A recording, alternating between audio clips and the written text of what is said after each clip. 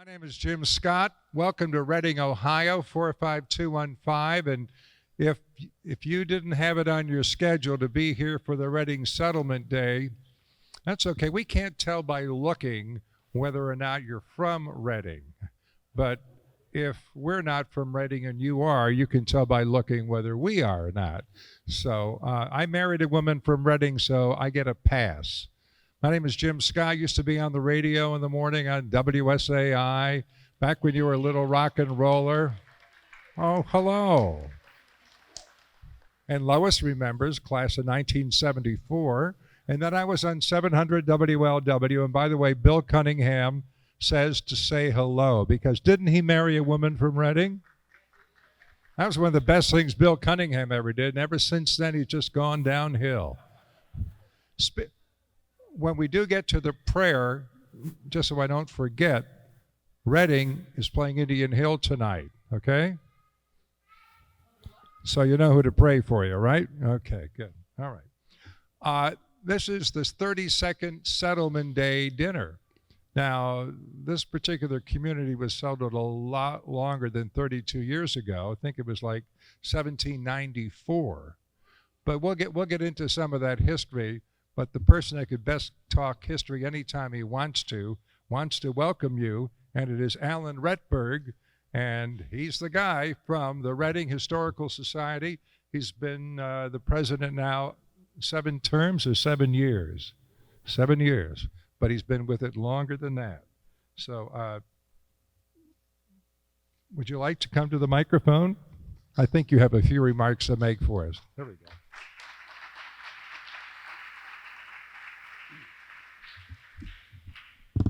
Thank you, Jim, and good evening, and welcome to the 32nd annual, I can't say annual because we were canceled last year, the 32nd Settlement Day dinner. It's very exciting to see everybody here tonight. It was a great turnout. Tonight kind of seems like the All-Star game tonight. We've got some programs coming up. Tuesday, November 16th, we're going to have Tom Grippa. He's going to come to the Reading Library and give a talk. Tom is a Hall of Fame athlete from Reading High School. He's been a very successful high school football coach. He won his 200th game this year. So that's Tuesday, November 16th at the Reading Library at 6:30. Believe it or not, it's almost Christmas time, so we'll be having our annual Christmas party, Thursday, December the 2nd. That's at 6:30. And then Sunday, December 5th, we will have our open house at 1 o'clock. We've got a new roof on our museum. The outside of our museum has been painted, thanks to Bo Bemis, the mayor, and the city of Reading, so we'd like to thank them for that. I'd like to thank Jim Scott and his wife, Donna, for coming out here tonight. They're great friends and great supporters of the Reading Historical Society for many years. Donna, we got a special bonus tonight because Donna's going to actually be part of the program tonight. She's one of our presenters. Tonight, the Settlement Day dinner, it's all about community service. And as you all know, Jim Scott has been incredibly active in community service throughout the greater Cincinnati area for many years. He's been involved with the United Way, the March of Dimes, Big Brothers and Sisters, the Salvation Army, Red Kettle Campaign, Hawksworth Blood, and many others. So we don't have a plaque for Jim tonight. I'm sure he's got plenty of plaques at home already. But I did read that one of the honors that Jim received was from the St. Joseph University. He received an honorary degree a few years ago. Is that correct? Yes.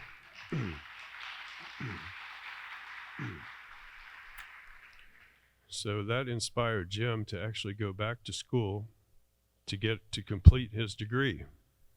2 credits. Was it 2 credits? He needed 2 credits to get his degree in political science, correct? So he is now a college a graduate.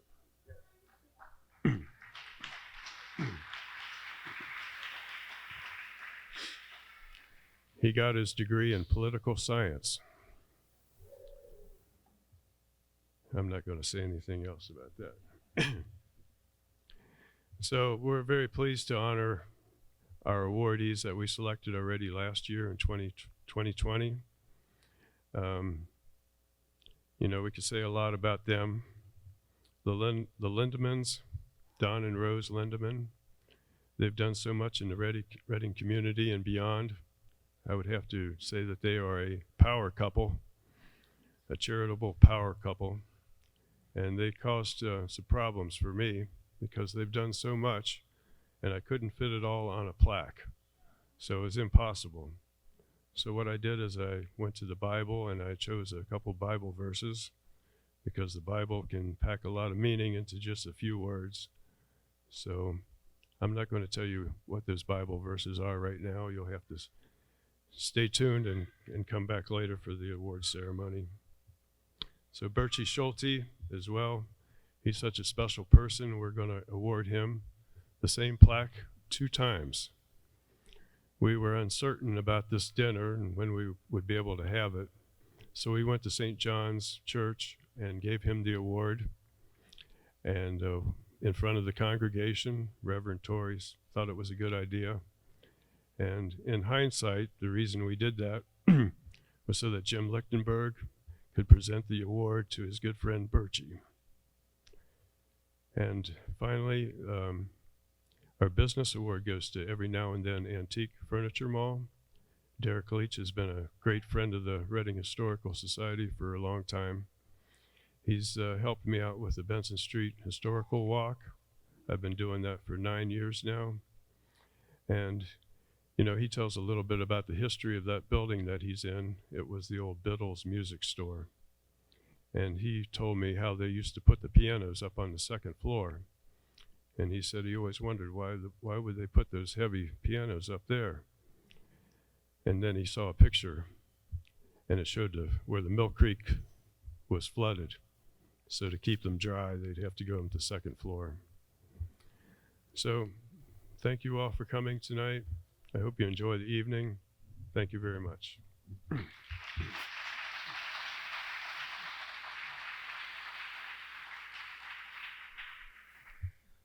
Thank you, Alan. We're going to have posting of the colors, American Legion Post 69.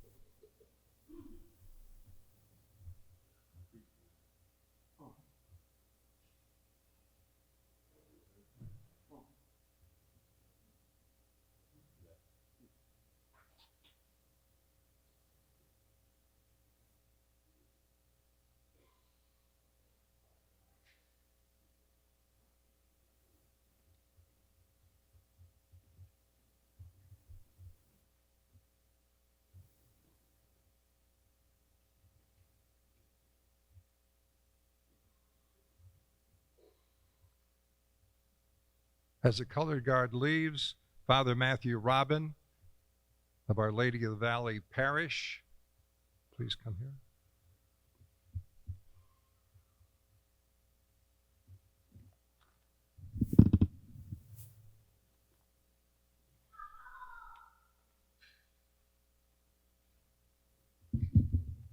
Let us pray.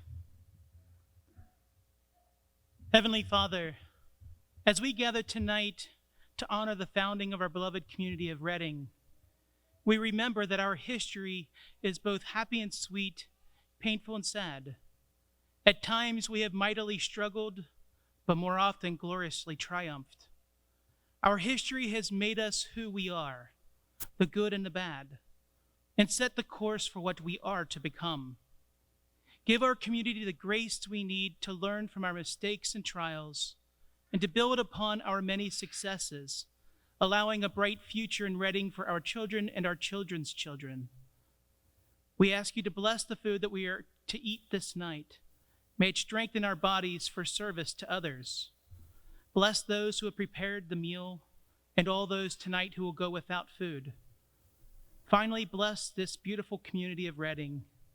May we always become the example of friendship, hospitality, and service that our world so desperately needs. In your name we pray. Amen.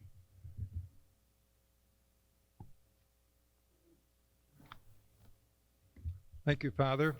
And now, if you please stand, and I guess everyone already is, so this is easy. Let's pledge allegiance to the flag. I pledge allegiance to the flag of the United States of America and to the republic for which it stands, under God, indivisible, with liberty and justice for all. Now we're going to have the Star-Spangled Banner. And we decided to pick out one person and ask them to come to the microphone. Maybe a guy wearing a pink shirt with a nice boutonniere, with an interesting name. Birchie, no, I'm just kidding. Birchie, we would like you to sing along with all of us, okay? We've got the music, so I know you know all the words. So here it is. Let's sing our national anthem, the Star-Spangled Banner. You just stay right there. When I was a disc jockey, I know what button to push to get the music. Alan, you're in charge.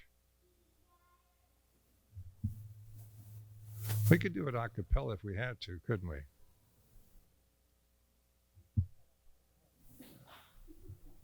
I'm not sure what the right note is. Do you know?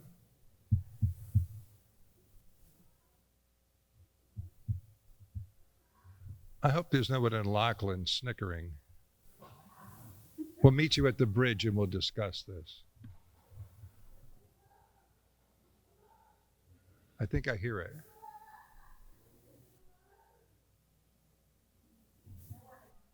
They're working on it? Okay. While we're waiting, we're going to have dinner. Since COVID's still a bit of an issue, there won't be a buffet line, so we'll have our dinner in a box, okay?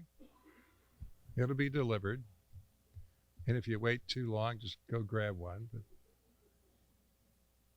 how is that dinner going to work? Pardon me? While we're waiting, when we go in for dinner, we have the kids' dinner separate. Good. And they are marked with, the other dinner, they're marked with a D for dark meat, W for white meat. Okay. And it's chicken, so, thigh and leg, wing and breast. It's going to be good. And Vonderhaar's is closed, right? Oh, Are they still open? Okay. Yeah. Well, just in case. Oh, yeah. It's a backup. Okay. Okay. Okay. All right. We went a different way this time. Okay. Spreading the wealth. We'll get some singing in tonight. Okay? Oh, here it is. And the rocket's red glare, the bombs bursting in air, gave proof to the night that our flag was still there. Oh, say does that star-spangled banner yet wave o'er the land of the free and the home of the brave. All right.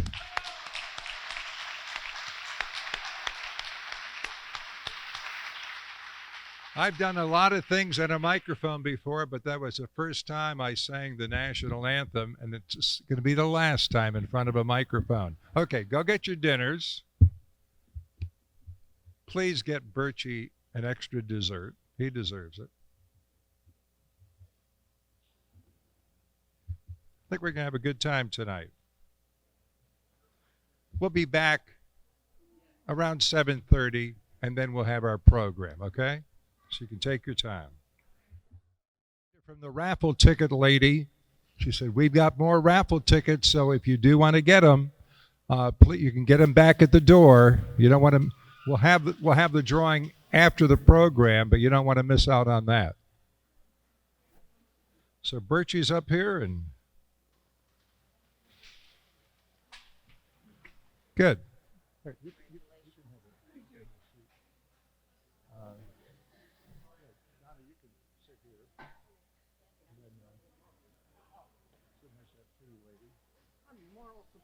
Oh, okay.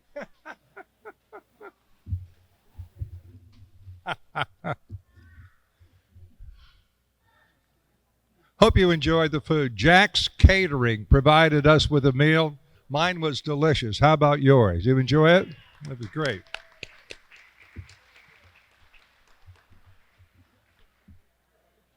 This is the point when we recognize some individuals. I would recognize the mayor, but he's at the football game, and I don't blame him. So Bo Bemis is in Indian Hill, and he's cheering on the Blue Devils from Reading. That'll be a heck of a football game. If we get any scores, we'll tell you about it, okay?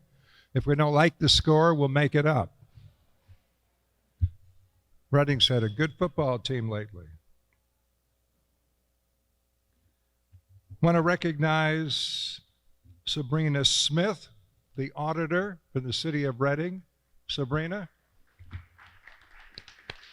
Thank you. Dennis Albrink, who sits on the council. Dennis, thanks for being here tonight. Dave Stevenson, the law director's here.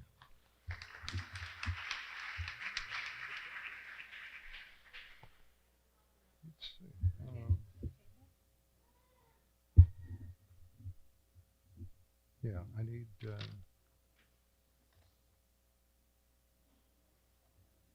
need to go back and get a few more papers I thought I had. I was a paper boy, but I'll be right back.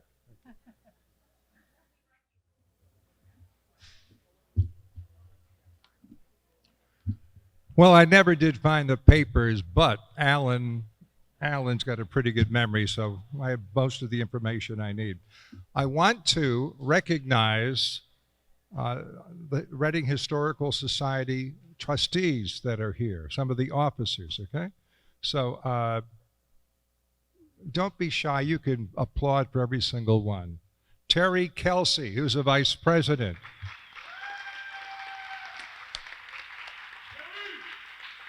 Oh, this is a good crowd. Debbie Mink, the treasurer. She's got the money. Debbie, you've been doing everything tonight. Garrett Edwards, the secretary. I bet Garrett has really good handwriting. He can do cursive. He can do the whole thing. Huh? Mary Haskamp, one of the trustees. Mary. Doug Mink. Doug Mink. Hi, Doug. John Parker. John Parker, one of the first people I met when I came in tonight. Rick Roth, one of the trustees. That's it. Thank you very much for, they deserve that applause for all the work that they do. Well, we've got some different awards.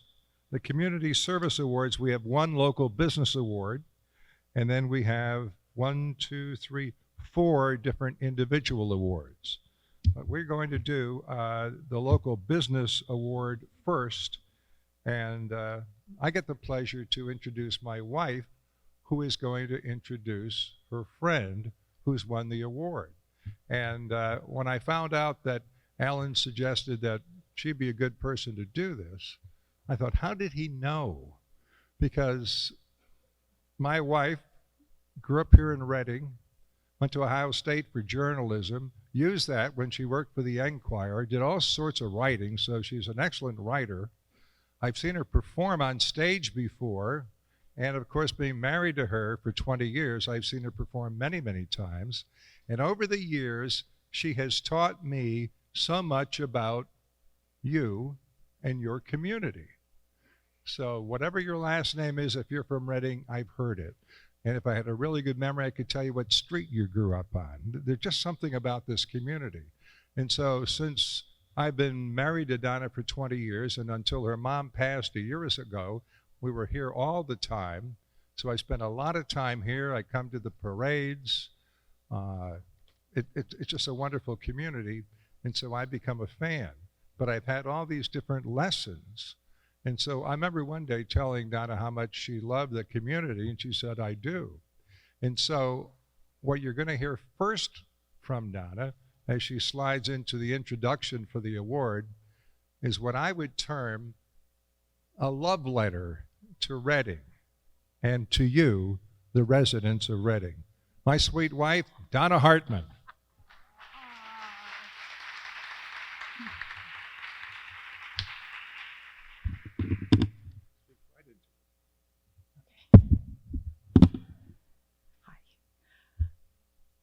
I am Donna Hartman, yes.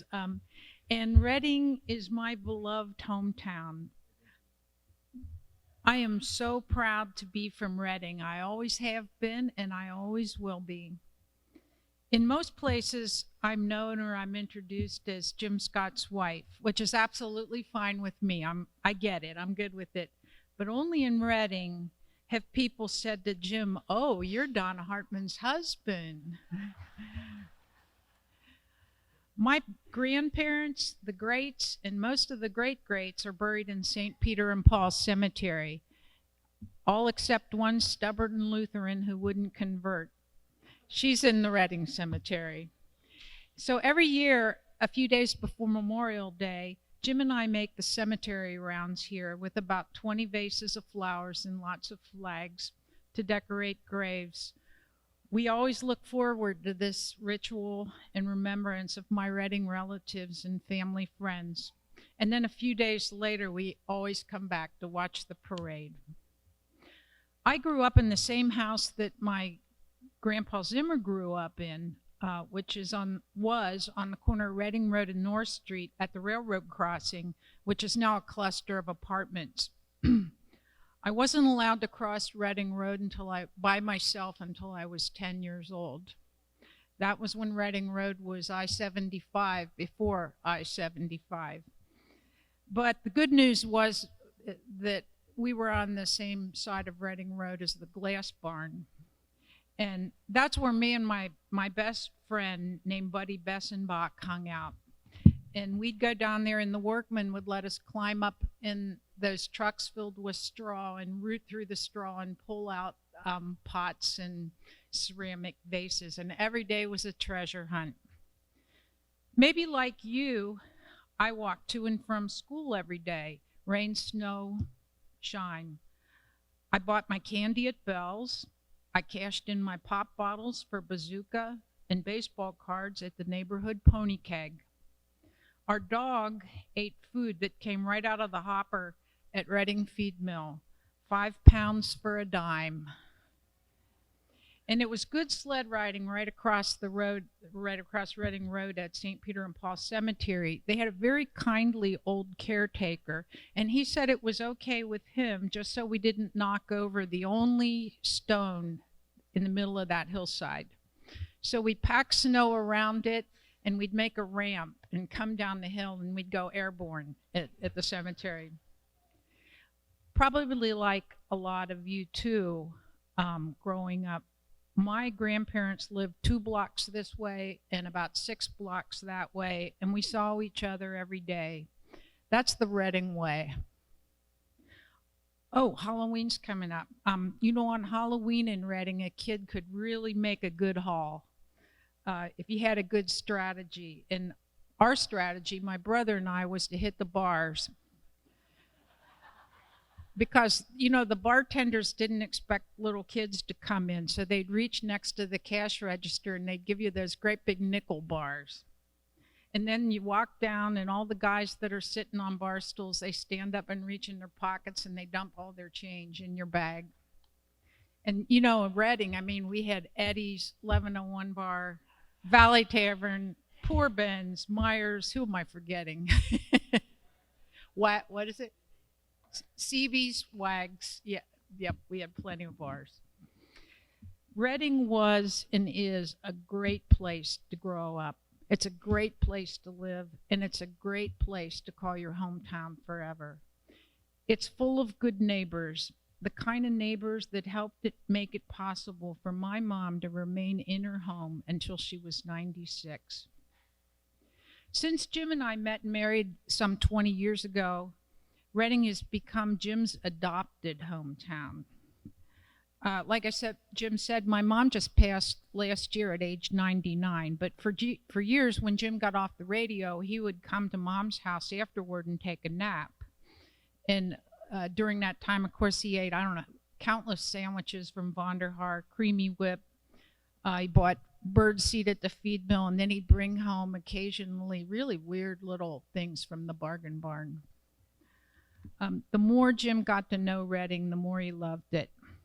When I'd take my mom down to La Normandie Beauty Salon on Benson Street to get her perm like every 3 or 4 months, Jim would drop by and he'd bring flowers for Deanna and talk to all the ladies who were getting cut and curled and what they were going to give up for Lent.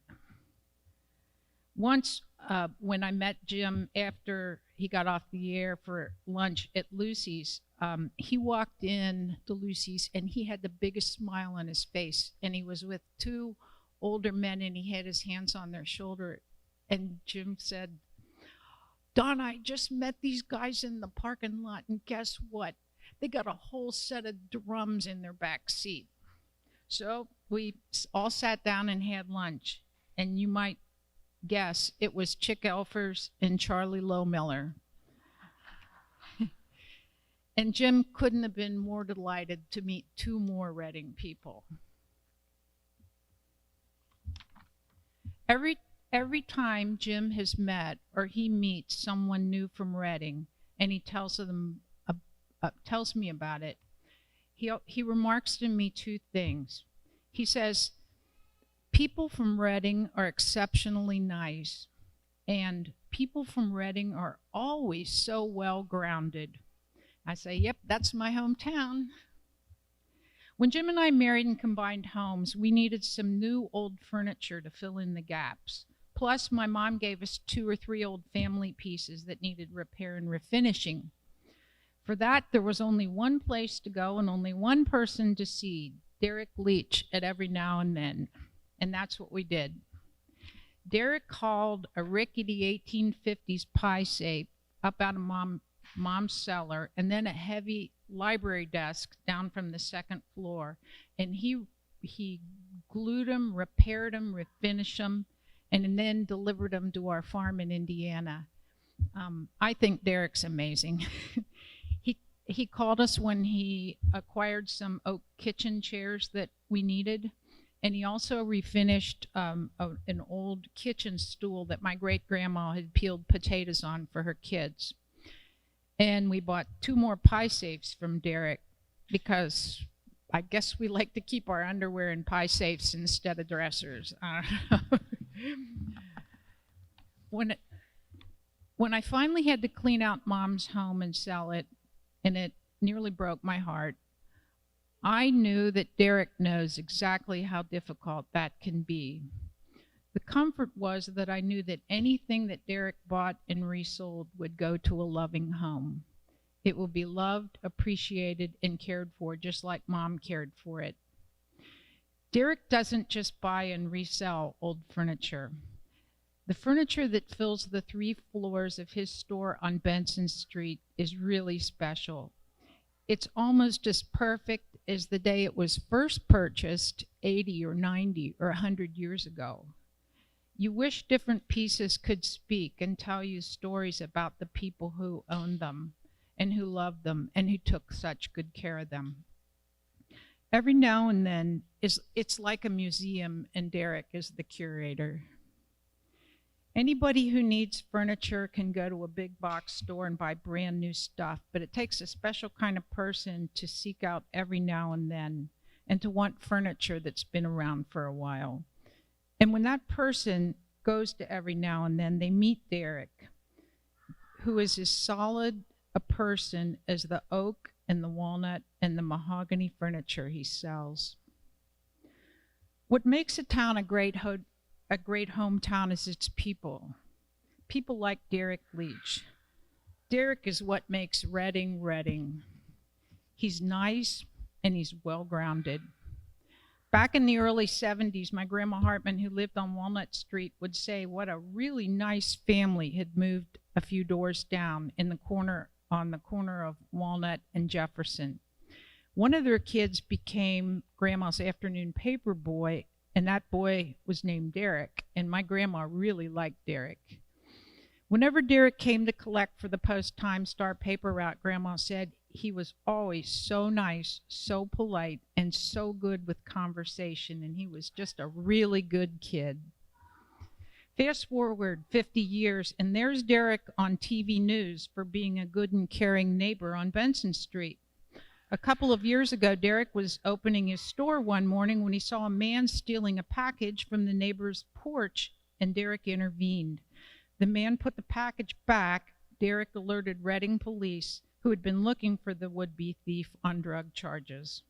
The package contained important cancer-related medical supply for Derek's neighbor, a mother with 4 young children. So, he's exceptionally nice, he's well-grounded, he's a great neighbor, and he runs a great business that's like no other.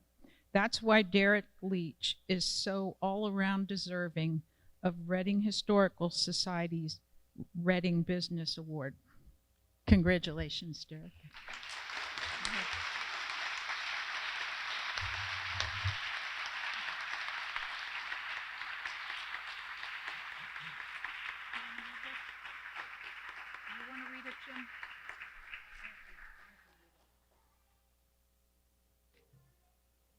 Donna, you're tough to follow, but I'll read it.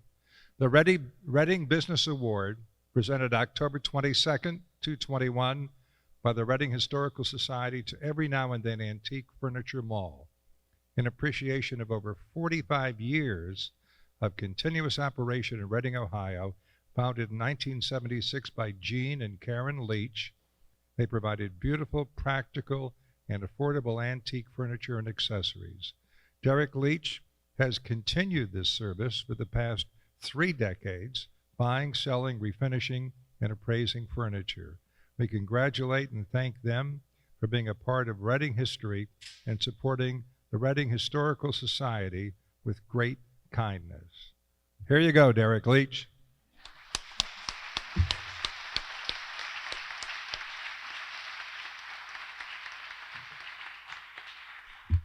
Thank you, Jim. Thank you, Donna. It's hard to follow.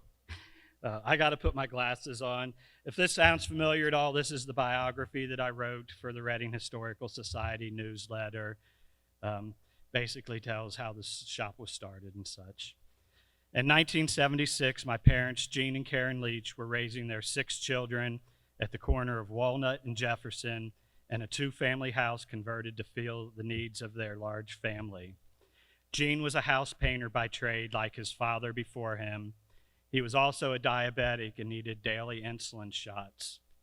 His health was deteriorating when the former Biddle's Music Store building on Benson Street became available. Mom and Dad sold everything they owned and purchased the building. A 4-month whirlwind effort transformed the building into living quarters for the large family on the 2nd floor and an antique showroom on the 1st floor. The building was an antique itself, built in the 1870s. The large front windows, wood floors, and the pressed tin ceilings displayed their antique inventory well. Unfortunately, Dad passed away in 1982, leaving Mom and her young family to carry on. I was the middle son. I took sales and marketing, a co-op course at Scarlet Oaks, my senior year of high school. This allowed me to leave school every day at 10:30 a.m. to help with the family business and also drive Dad to his dialysis treatments before he passed. I worked for room and board and spending money for a few years until Mom made me a partner. I took naturally to the business, and Mom and I worked together well. This has never been an extremely profitable business, but I worked hard and we paid the bills. Around 1990, I was beginning a family of my own, and Mom decided to hand the business over to me and seek employment elsewhere. She continued to help run the antique shop and always lived on the second floor. The last 3 decades, I have run the antique shop, focused on keeping the old building full of beautiful, practical, affordable antique furniture. I buy, sell, repair, refinish, and appraise antique furniture. Somewhere along the way, I've become an expert in all of these things. I'm always willing to share my extensive knowledge with my clients and customers. If you're looking for something for your home, I have 3 floors full of beautiful, practical furniture that has stood the test of time. I may not have gotten rich running this business, but they say money can't buy happiness. I'm happy I was able to see my mom every day and share meals and details of our daily lives. I'm happy my wife of 32 years loves me enough to let me pursue my passion. I'm especially thankful to my son Levi, who I could not do this without. I'm blessed to be able to take care of my beautiful granddaughter Raylyn almost every day since she was born. I get to take my dog to work with me every day. I've been able to grow up, make friends, raise my family, and run my business in this small town I love. I want to thank my entire family, all my friends, all my clients and customers that have supported me over the many years. Thank you to the Historical Society for this honor. I only wish Mom was here to see this. I know my parents would be proud. Thank you.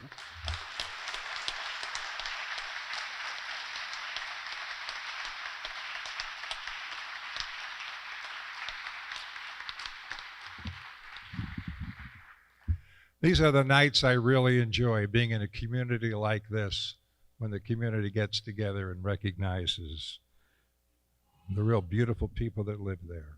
Up next, we're going to hear about Bertie Schulte, and Rick Caudill is here. So Rick, if you'd come on up.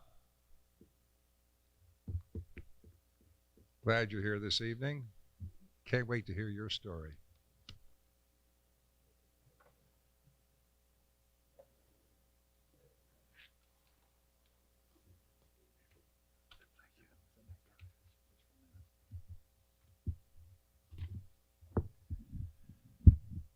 Hello, my name's Rick Caudill, and I am Bertie and Wilma's nephew. I became part of the family in 1977, some 44 years ago, when I married their niece, my wife, Karen. I have the honor of telling you a little bit about Bertie and some of his many accomplishments, as well as read a letter from Reverend Torrey from the United Church of Christ, where we are also members. Karen and I moved here some 38 years ago, and we're a part of this community, and we raised our family here. Bertie was born here in Reading on July 23rd, 1931. He always has a positive attitude. One of Bertie's mantras in life is, I wake up every morning wondering what I can do today to make someone else's day better. And here are some of the reasons that exemplify that very outlook in his approach to life. As a student, he was very active in Reading school organizations. He was a Reading band member, he played the drums, and he marched in the band from 3rd grade on. Bertie was a high school cheerleader for 4 years. In 1950, Bertie married Wilma Hines from Lockland. They have 2 children, Mark and Vicky, and their spouses, Tree and Rocky. They have 2 grandsons, Noah and Eric Gentry, along with Noah's wife, Megan. Bertie joined St. John United Church of Christ at the age of 9. Throughout the years, Birchie served on many church committees. The Memorial Endowment Committee, as chairman and financial secretary. He served many years on the board of property and finance. Birchie was instrumental in starting the community kitchen 20 years ago, and until recently, he served as kitchen manager. He spearheaded coordinating purchases, securing volunteers, donations, and even cooking for the free community dinners served each Thursday at St. John UCC since January of 2001. Birchie was active as a youngster. At age 9, he was going door to door selling vegetables to Reading residents. At age 12, he began to work at Schmidt's Quality Meats. He later became an owner of the Reading location on Jefferson Avenue. And while being an owner at Schmidt's, he always looked out for his employees and helped his customers by personally delivering a bag of groceries or running a tab when someone needed a little help in getting by.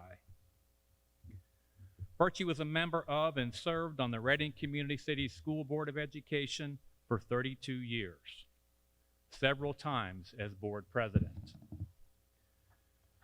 He received the Ohio School Board Association Award of Achievement in 1997 and Southwest Ohio Regional School Board member in 1998.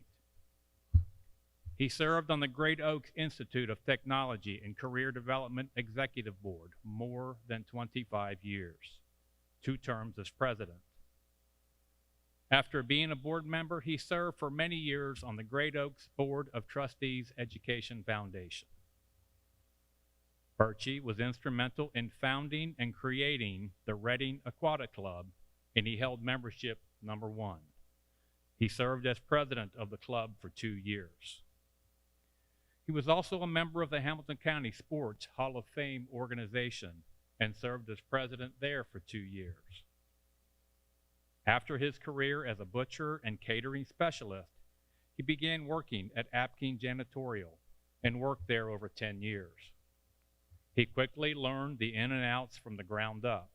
He served as a supervisor there and trained new employees. He never asked them to do anything that he wouldn't do himself, from cleaning toilets to running sweepers and heavy floor equipment. He was often called out in the middle of dinner or in the wee hours of the night. After leaving Apkins, when the owner received requests for work that was too small in scope, he would gladly shuffle these small jobs to Birchie as an independent expert where no job was too small. Birchie worked with friends who were retired and others who wanted or needed extra income from these jobs. He always shows compassion to all people, no matter the stage of life they are in. He often employed people who were down on their luck or at a vulnerable time in their life struggles, showing them dignity and respect. After some long, back-breaking hours, he'd treat all of his workers to a good meal before taking them home.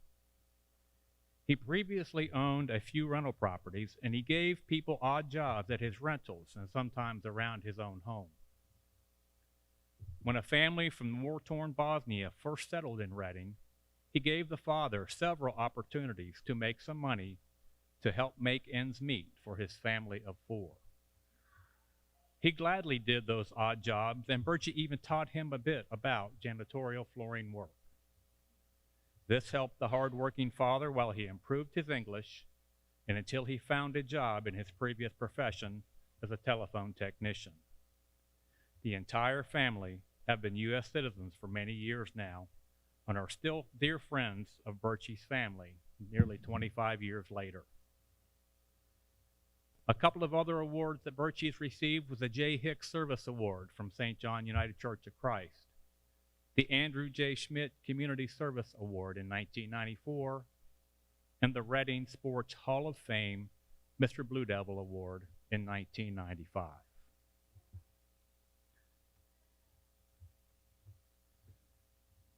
Now I'd like to read this from Reverend Torrey from St. John United Church of Christ. This tribute was written by Reverend Tory Front, pastor at St. John UCC. Reverend Tory is leading a women's retreat this weekend and could not be present, but wanted to share some thoughts on this well-deserved recognition of Birchie Schulte. Over 20 years ago, Birchie Schulte and some other members of St. John UC had a vision, and that vision was to feed the hungry in the Reading community. Under Birchie's leadership, the community kitchen was born, a sit-down meal which grew to include a hot meal, salad and dessert, and bread, snacks, and fresh fruits and vegetables to take home. With the outbreak of COVID, the community kitchen morphed into the Feed My Sheep program, a drive-by weekly grocery distribution program. And while it looks different now, the vision remained constant: to feed the Reading community. Birchie provided leadership over the years to other areas of the community, particularly through the schools, and served in various capacities in church leadership at St. John UCC. But whether Birchie was the chair of a program or ministry or a member, you could always count on Birchie being in the thick of things, helping out, serving, meeting needs. We've already been informed that Birchie will be on the sidewalk on Thanksgiving Thursday afternoon, handing out meals to all who come by. Jesus' teachings are many, but there are a few that stand out. Jesus often exhorted his disciples to be servants to all, to humble themselves and to put the other first. This is a perfect summary of how Birchie Schulte has chosen to live his life. He puts the other first: the children in school, the hungry in the community, the members of his family and his church family. And he does it all with the love of God flowing through him and a twinkle in his eye. Again, quoting Jesus, we can say this to Birchie Schulte and his recognition tonight: well done, good and faithful servant. Thank you for being here to be part of this well-deserved recognition of one of God's most faithful servants.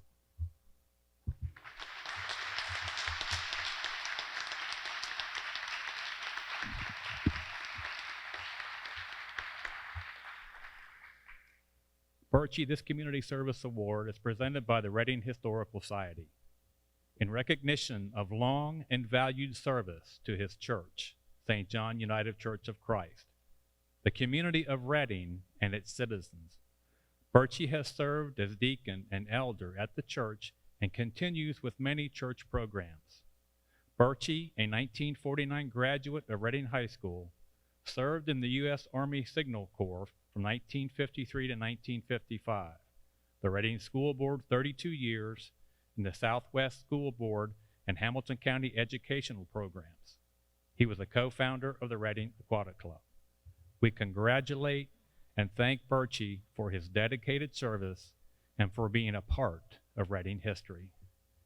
Congratulations.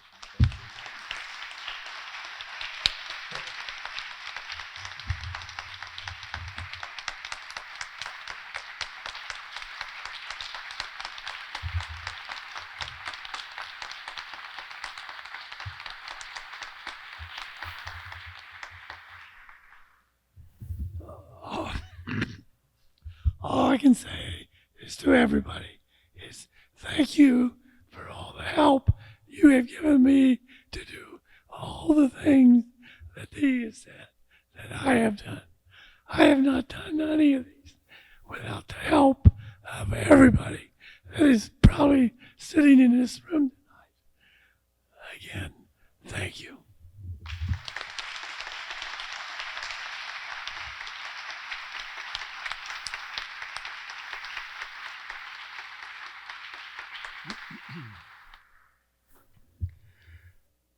Don and Rose Lindemann are the next recipients of Community Service Awards. Tony Gertz, please come to the stage. Here's a well-known individual, former mayor, city council person for many terms. Tony Gertz of Reading, Ohio.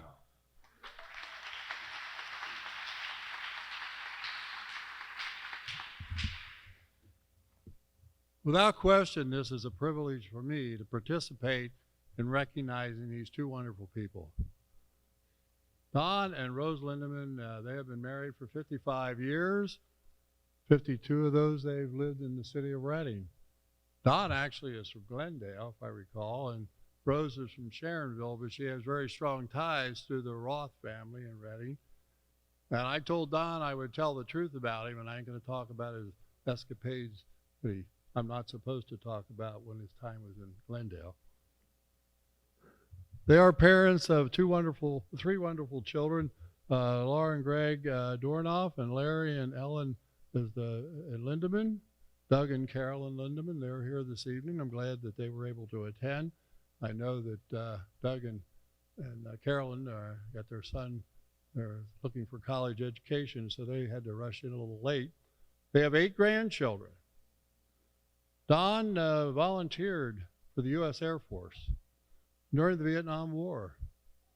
He spent 5 years on active duty. It's not in the nomenclature here, but he served up in an island between Russia and the United States. I asked him what he did, but he said if he told me, he'd have to kill me. So I don't know exactly what he did, and I don't want to get any more trouble than I already have with Don and Rose. In 1984, he co-founded Graphic Information Systems Incorporated, where he was the president for 20 years and very successful at that job. And his son now, Doug, I think is following his footsteps and working there. He has always been active in his community and in his church. He was a VYO basketball coach, a St. Peter and Paul basketball coach, a St. Peter and Paul flag football coach, and which is rather unusual to me because he and I both graduated from Roger Bacon High School back in 1963. I get mixed up once in a while in those years. But anyway, I don't remember him being that active in sports, but he did take on the role of making sure his children learned the sports and the children in our parish. He was the Taste of Reading co-chairman for 9 years, City of Reading Board of Health member for 5 years, president of the Reading Community Improvement Corporation for 11 years, which is a very important entity in the city of Reading that serves us in many ways. He was on the board of directors of the TAPSE program, which is a tuition assistance program for Catholic education. We're going to hear about that, I'm sure, with our beloved Jim Lichtenberg, who worked very diligently to make that a success. He's a founding member of Our Lady of the Queen of Reading Parish, the St. Vincent Paul Society volunteer, president of St. Peter and Paul Parish Church Council, president of St. Peter and Paul Athletic Association, and co-chair of St. Peter and Paul Festival on various occasions.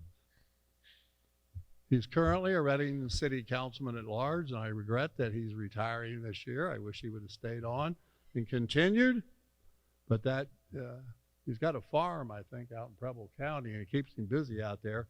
He keeps inviting me to come out and work with him, which I would be more than happy to do. I told him as long as he'd pay my normal hourly rate as an attorney, but he seems to not want to pay that kind of a fee. He's a member of the American Legion Post 69, a member of the City of Reading Historical Society. He is a Eucharistic minister of Our Lady of the Valley Parish, and he's been doing that for 45 years here in our community. A sacristan, senior server, Our Lady of the Valley Parish, and he has set up and visits with the sick and the homebound people of Our Lady of the Valley Parish. Over the years, he's received many awards. 2 outstanding accommodations during the time that he served, during his time in service with the United States Air Force, the Knights of St. John of the Year Award, and the Juno Haskamp Award, as well as in 2017, the Republican of the Year Award here in the city of Reading. So very proud to have been a friend, associate, a fellow councilman, and a fellow graduate of the finest high school in the city of Greater Cincinnati, Roger Bacon High School. I had to get that in, I always do, because I love Roger Bacon. Now Rosalind, a very unique young lady. She graduated from St. Francis School of Nursing before she married Don, and as I mentioned, they have the 3 children. Rosen also has been very active in our church and community. Volunteered during the health screenings at the senior citizen meetings.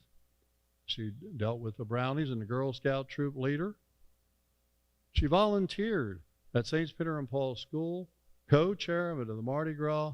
She taught gym and helped with the health screenings. She volunteered at Moeller High School and at Mount Notre Dame High School.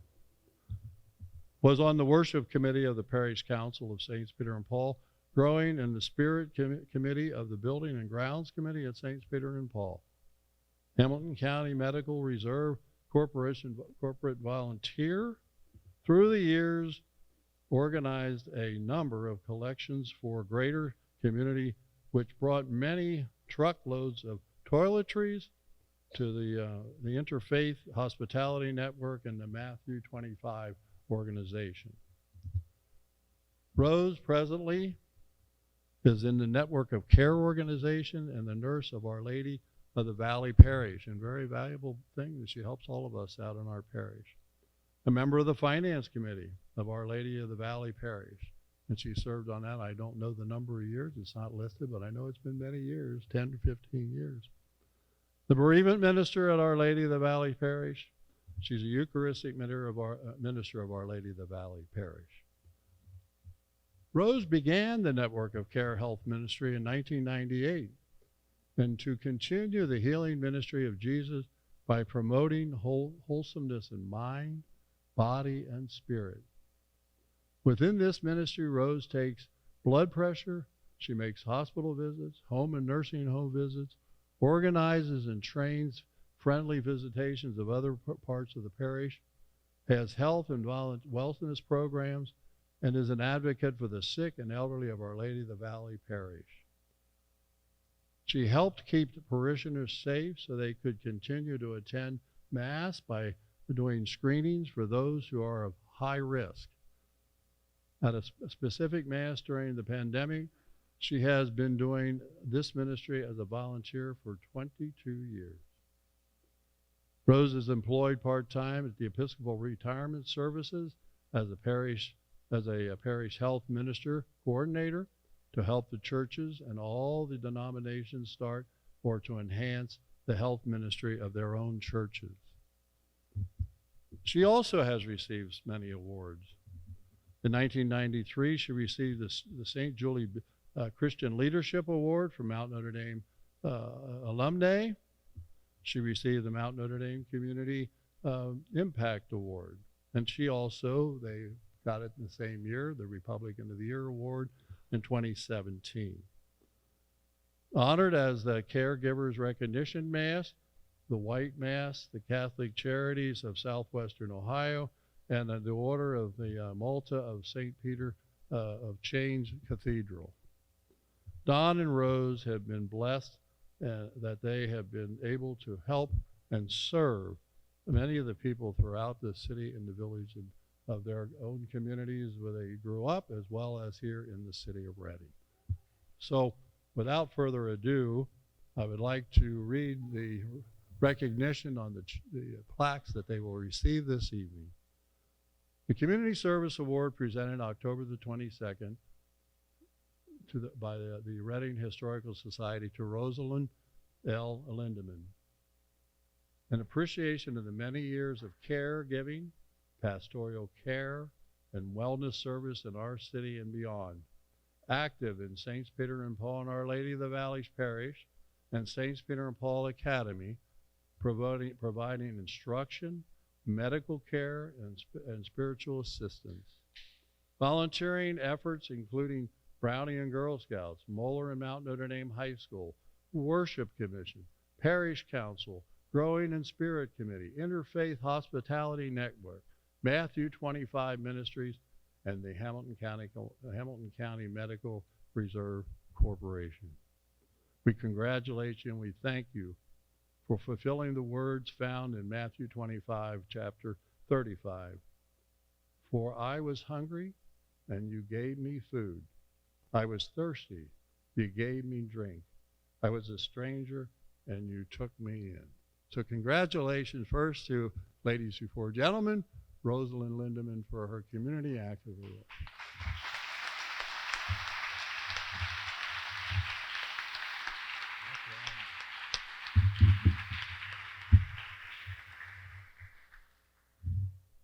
Got to get the correct one.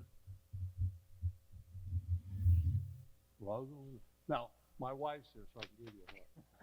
Thank you.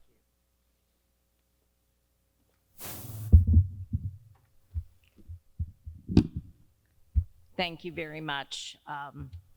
This is quite an honor. I thank the Reading Historical Society for doing this. And I'd like to go back a little bit and thank Mary Alfkin. Some people may remember Mary Alfkin. When I was, years ago, when I was a young wife and mother, she was our neighbor, and she showed me the importance of helping your church and community. I know Mary would have all these little suitcases and little attaché cases around her little house for every organization that she helped. And that was, I think, the start, what got me realizing this is good. So thank you, Mary. She's been gone a long time, but I thank her for instilling in me and showing me how wonderful it is to give back to your community and your church. Also, I'd like to thank Father Jim Willick. He allowed me many years ago to start the health ministry, the Network of Care. And I thank all the priests that followed him, to even Father Matt, our present pastor, Father Matt Robin, who is allowing me to continue this ministry of helping our people, the elderly, the sick, to continue the healing ministry of Jesus, which I think is so important. And I've been allowed to kind of do my own thing and volunteer in that and do programs for over 22 years now. I'd also like to thank my husband, Don. He's been very supportive for all these years of me volunteering so many hours. And not only has he put up with me doing that, but he's usually right there beside me. If I need help with a project, he's willing to do it. Many, many times I think how blessed I am. I mean, I am truly blessed to be able to visit someone who is lonely. There's so many lonely people out there in the world, really lonely. And God gave me the ability to go and visit them. And I can be a support for someone that's grieving when I do the bereavement ministry.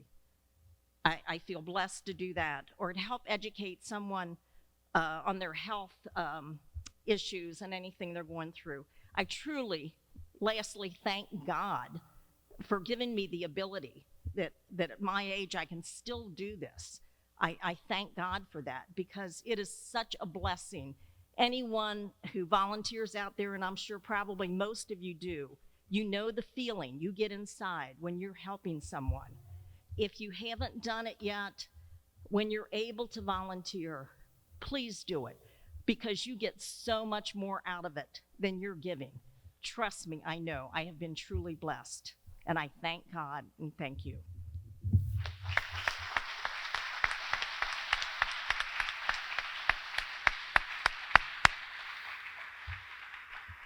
Very well said, and thank you, Rose, for all the contributions that you have made to not only your family, but certainly to the city of Reading and to our parish, both as now it's Our Lady of the Valley Parish. Second but not least, to get into this discussion, recognizing Donald for the Community Service Award presented October the 22nd, 2021. The Reading Historical Society to decorated Air Force veteran Donald H. Lindemann. An appreciation of many years of community, spiritual, and civic service in our city, active in Saints Peter and Paul and Our Lady of the Valley Parish, providing leadership, support, and pastoral care for youth to seniors as well. Community work includes the City of Reading Board of Health member, President of the Reading Community Improvement Corporation, and Taste of Reading co-chairman. Civic service includes being a dedicated councilman at large for approximately a decade. And as I said earlier, it's not part of the statement, but he's going to be greatly missed. He certainly continues to work as a councilman, even though he's only got a few months left. We congratulate and thank you for fulfilling the words found in Hebrews chapter 13, verse 1. Let brotherly love continue. And congratulations, Don.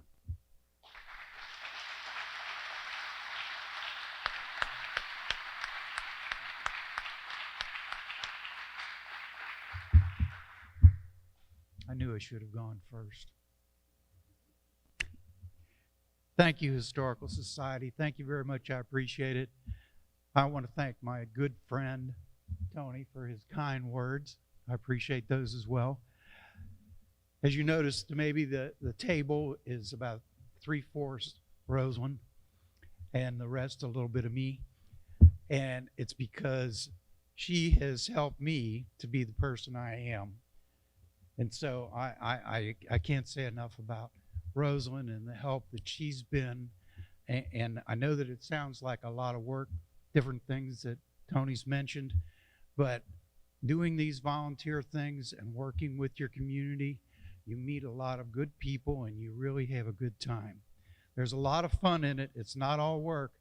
And so if you're not volunteering, think about it and find an organization or a group that you can help, because it is so fulfilling to do that. I'm so appreciative of this award, and hopefully Roseland and I will continue to do that. As Tony mentioned, we celebrated our 55th wedding anniversary. I shouldn't mention it, but Roseland's birthday just passed here, 49 years. It's the new math. So thank you very much. I appreciate it.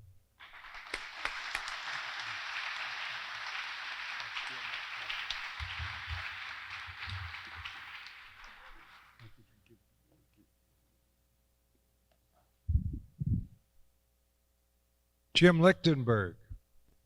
Can't imagine going to an event, especially the parade, and Jim not being there. But he passed. He's not forgotten. And he's honored again tonight.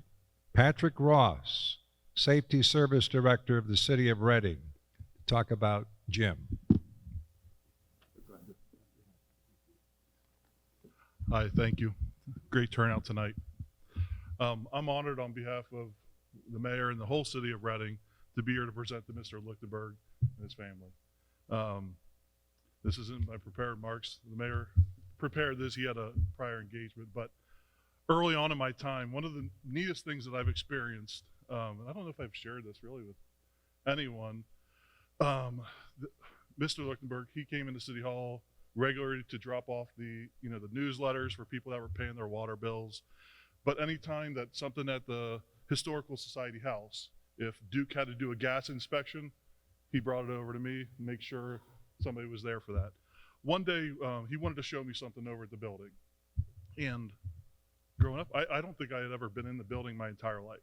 And I got to have a one-on-one tour through that entire building, all floors. And if you've never been there, this is a plug for the building there. But if you've never been in the actual Historical Society building, there are some amazing things in there. I mean, going way back to the 20s, I mean, it's truly a blessing and gift that we have that in our community. And he's sitting here telling me stories after story. I'm like, I mean, I know I got hit in the head a few times, but his memory about things 40, 50 years ago was extraordinary. So once again, I'm honored. From our beginning, Reading has been blessed with incredible men and women who join together to form wonderful families. Jim Lichtenberg and his family rank right up there with the very best in our city's long history. Many years ago, I first heard the saying that today we are standing on the shoulders of giants.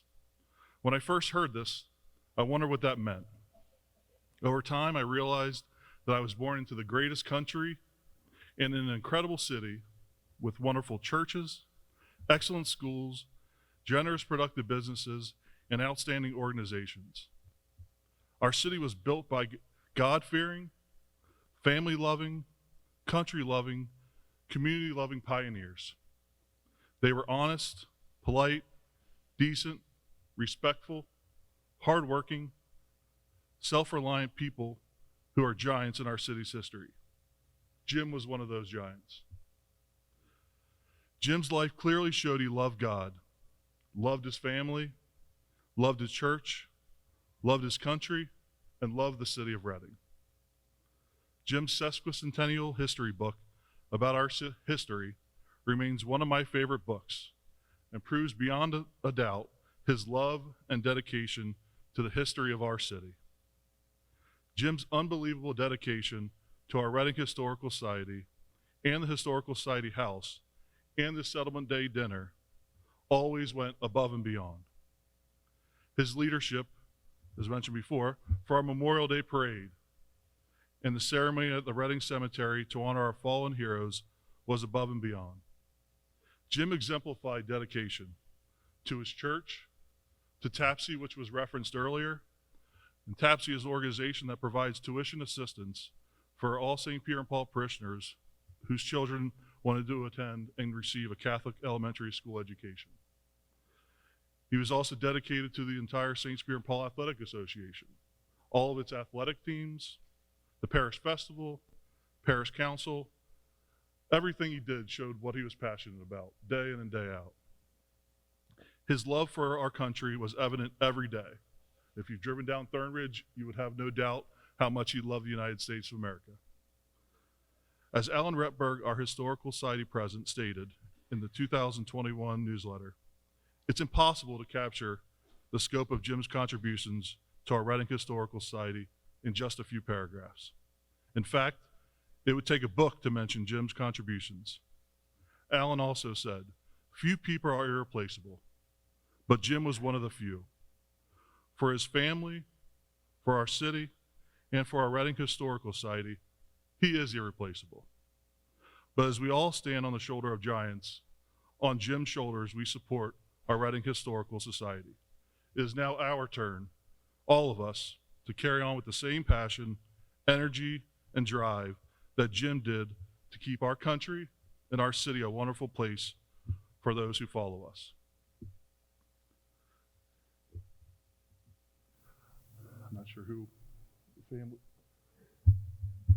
children, what? Everybody.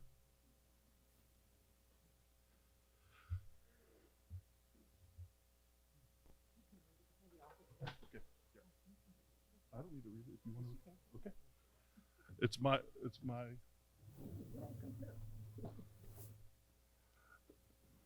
my honor to present the Community Service Award in memory of Mr. James L. Lichtenberg, in appreciation of preserving Reading, Ohio history for 30 years with energetic leadership, dynamic support, and skillful authorship. Jim's wealth of experience, paired with a reporter's eye, successfully documented our city's past and present. Jim's steadfast faith and diligent efforts immeasurably benefited St. Peter and Paul Parish and St. Peter and Paul Academy. We are forever grateful for Jim's expansive and devoted service in the Reading community.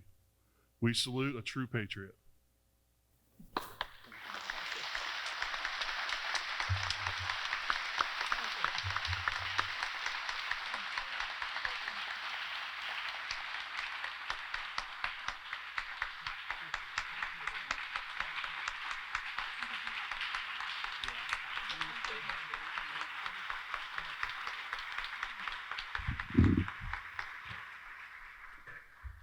I just have a brief note that my mom wants me to read for everyone. On behalf of the Lichtenberg family, I would like to thank the Reading Historical Society for honoring Jim. He enjoyed the monthly programs, building floats with his sons and grandchildren, helping with the parade, this annual Settlement Day dinner, and the Historical Society Christmas party. Jim wrote the Reading Historical Society newsletter with his love of this city to keep people informed of its history, its people, and the happenings at the time in Reading. Thank you again for honoring Jim. God bless you, and as Jim always said, God bless America.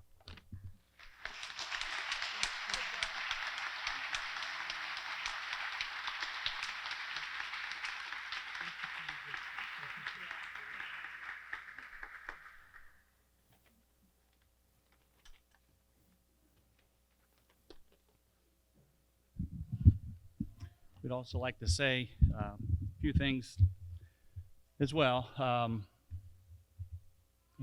Thank you all for being here tonight. It's truly an honor for our family to accept this award for Dad, and we thank the City of Reading Historical Society. Dad loved the community of Reading, his family, his church, and his country. Seems repetitive. I guess it's kind of self-evident by now. But we were all very blessed to have him, had him in our lives. Dad was a lifelong resident of Reading, along with his beautiful wife, Carol. Together, they taught us how to live, what's right and what's wrong. Taught us to work hard and love each other. I believe there's a lot that could be said about Dad. He was a man of faith, a patriot, a man that led by example and by his words. He was a man of conviction. What stands out to us is he was involved. He was involved in so many aspects of the Reading community, from coaching girls softball, St. Peter and Paul Athletic Board, ushering at church, TAPSY, the Memorial Day Parade, and certainly the Reading Historical Society. He was a man of action, and he walked the walk.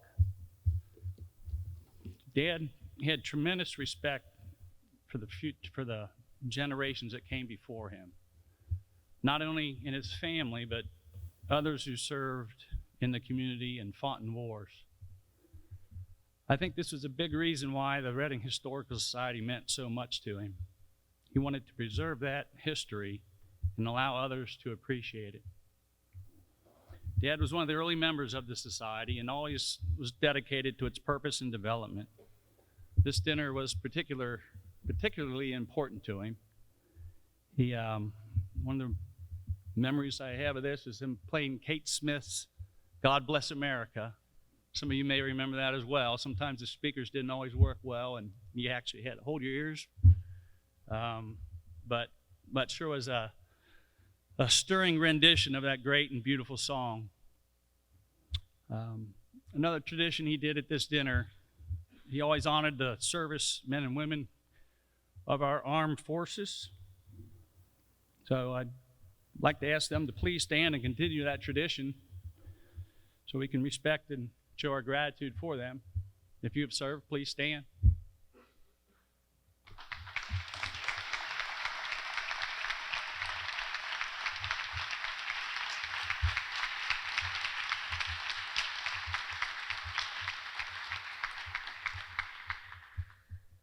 I'd like to thank you again for honoring Dad. We very much appreciate it. We're so very blessed to have him in our lives. He is deeply missed. God bless you all.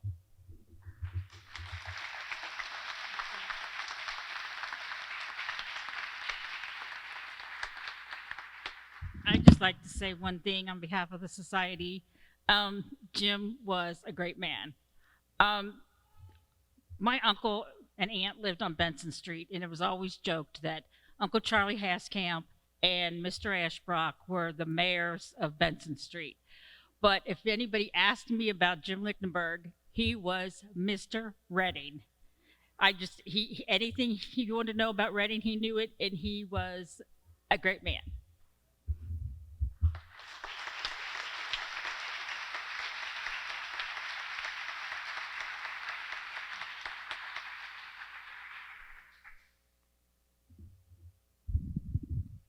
If you're not from Reading, are you starting to get it? What the people in this community are like? Truly exceptional.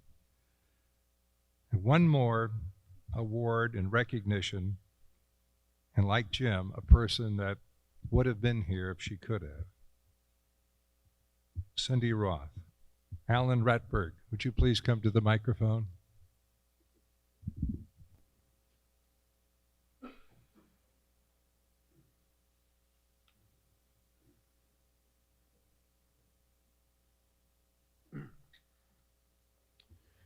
The first time I met Rick and Cindy Roth was on a Sunday afternoon at our museum. It was probably about 4 years ago. They were avid genealogists, and when I say avid, I mean avid. They have collected information on 29,000 of their relatives. That's pretty impressive. So they came to the museum to try to find some information on the Roth family. So I took them upstairs and showed them what we had, and I let them go at it. They came downstairs a couple hours later and said that they had found a few things. Well, they came back a few more times, found a couple more things here and there. And it was about that time when we started our 100th anniversary of the Doughboy Monument in Reading. So next time I saw them, I asked them if they'd like to be involved in this project. And since Rick's grandfather was a World War I soldier, and he was the model for the statue, the Doughboy statue, his great-grandfather is Michael Roth, who was the contractor who built the monument. So having said that, they said yes, they would become involved in this project. So they started coming to the meetings, and it didn't take them very long before they volunteered to do research on all the soldiers whose names are on the monument. There's 224 soldiers. I don't think they had any idea of what they were getting themselves into. They spent the next 18 months of their lives researching the soldiers, and with their genealogy background, they knew how to go about it, but they didn't know anything about military records and how to get the photographs from the soldiers, but they became very adept at that. And I would recommend that you go and watch the Doughboy documentary that was put together by ICRC. It's about a 30-minute documentary. They did a great job. It features Rick and Cindy. It has Jim Lichtenberg, the mayor, Bo Bemis, and Bruce Swenson, the commander of the American Legion. It's a wonderful story about the city of Reading, about the soldiers, and Rick and Cindy kind of take you a behind-the-scenes look of how they put the book together. They tell you that they've contacted over 1,000 people in the course of that project. They traveled all over. They tried to get as many photographs of the soldiers as they could, but they couldn't get them all. So they came up with the idea that they would take a picture of, they put the picture of the homes where the soldiers lived. So they came to Reading one day and they drove around the city. It's hard to believe, but they drove 150 miles in the city of Reading just trying to track down the homes. Some of the names of the streets have changed and the addresses have been changed, so it was quite a day for them. So, you know, I watched the documentary again a couple days ago, and the thing that really stood out to me was when Cindy talked about the registration cards. That's one of the details that's in the book. They have the military records and they have the registration cards, and on the card it has the soldiers' height and weight, the color of their hair, and the color of their eyes. And Cindy said that really touched her. That really made that soldier come alive to them.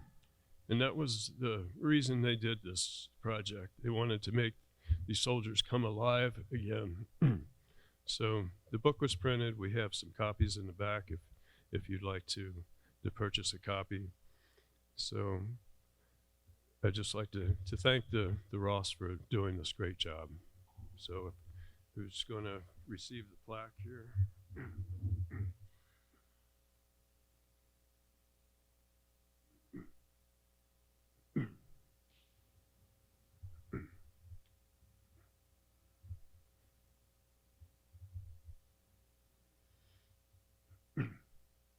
So we've got Rick and his son Ricky. And Carly. Yeah. So the Community Service Award presented October 22nd, 2021 by the Reading Historical Society in memory of Cynthia L. Roth, in appreciation for outstanding contribution to the Reading Historical Society for giving important administrative support in co-authoring the Reading Doughboy Tribute book. Countless hours and many sacrifices were made to complete this project. The Reading Doughboy tribute book will live as an enduring legacy of the brave Reading World War I soldiers. We are forever grateful to Cindy for her devotion and thankful for her using her bountiful talents to preserve our city's rich history.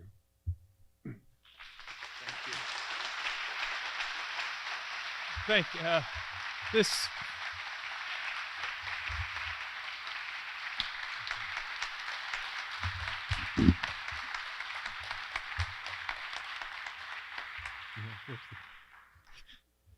this means so much to me and my family. You've heard all the hard work Cindy did, and she was also supportive of the Reading Historical Society. I just thank you. Sorry.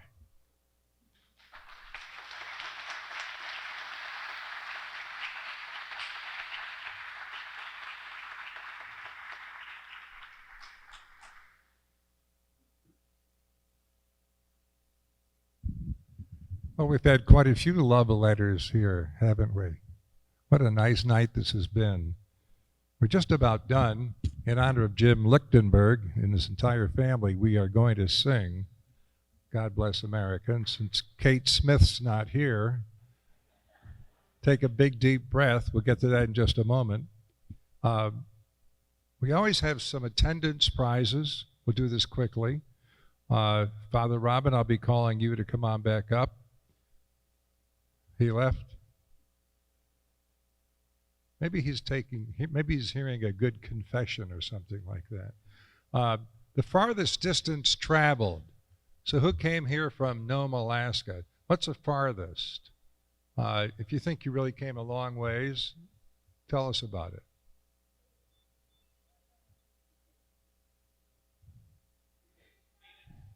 Phoenix? Phoenix? That's pretty good. That's farther than Westchester. So,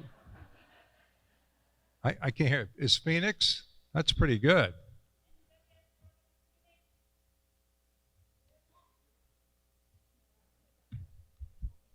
Thanks. How do you like the weather here, huh?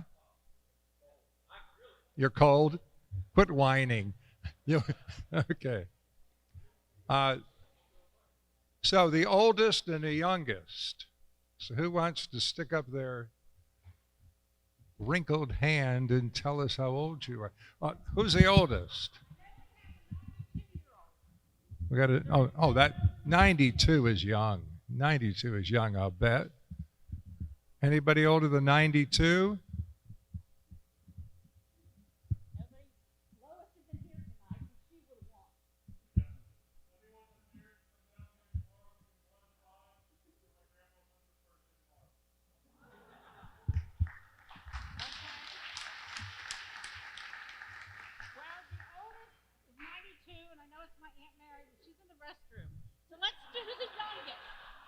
Well, let's really give her a hand when she. Wait, here she is.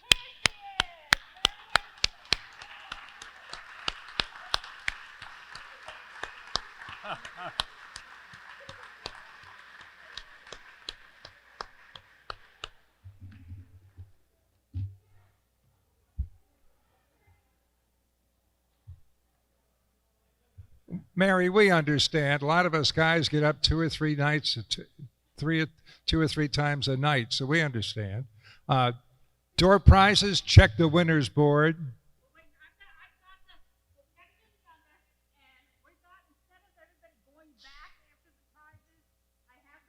Okay. Okay.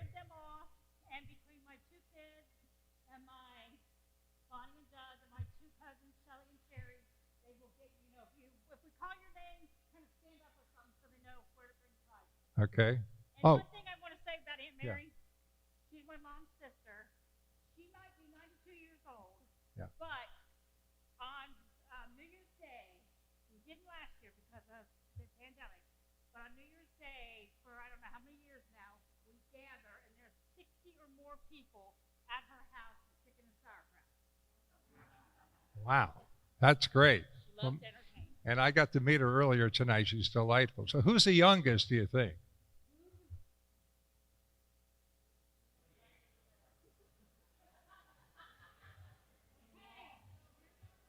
Being pregnant does not count. Okay. That's great. Has the priest left? Let me tell you a quick story about when I said hello to him. He's an avid hiker, loves to hike. You might know that. So I said, my wife and I were just up in upstate Ohio. What's that called? Hocking Hills, yeah. There were a lot of hills. So we were hiking in Hocking Hills, and I said, you ever been up there? And he said, yeah, we're just up there Monday. And then he has this look on his face. I don't think he would have offered this. He said, yes. And he said, I went out camping. He had a campsite. Went out camping, came back after a couple of hours. Somebody stole his tent and a few other items he had. Can you imagine? That person is going straight to hell. You don't steal a priest's tent. Anyway, so Father was here earlier in the night. I studied to be a priest for a month, so I could fill in. How about this? How about what they say at the end of that great Christmas carol? God bless us, one and all, in this great community of Reading. And now let's sing God Bless America. And with a little bit of luck, we'll even have some musical accompaniment. But if we don't, Lichtenbergs, you can handle it, can't you?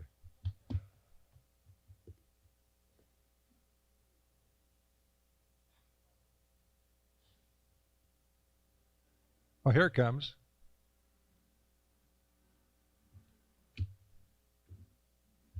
God bless America, land that we love. Stand beside her and guide her through the fight from above. From the mountains to the prairies, light with foam. God bless America, my home, sweet home. Anybody know the second verse? This will be good.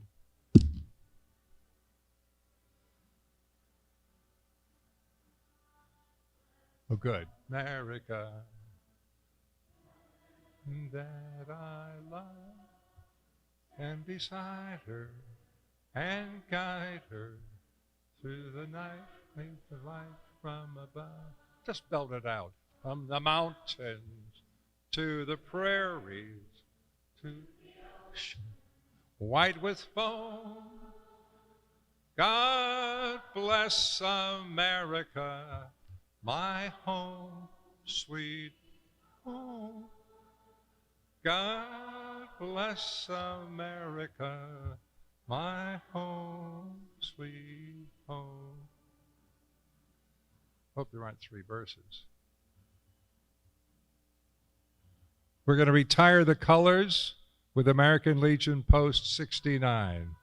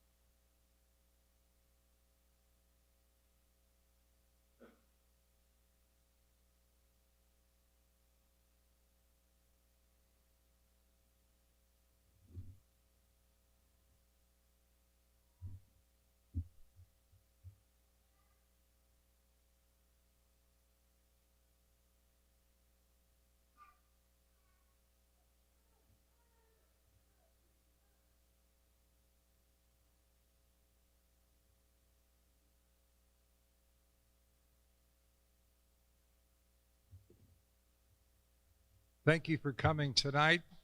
You got the urging, be a good volunteer. Maybe next year, we'll be honoring you. And come on up and see if you won, right? Oh, you're going to announce them for you? Okay.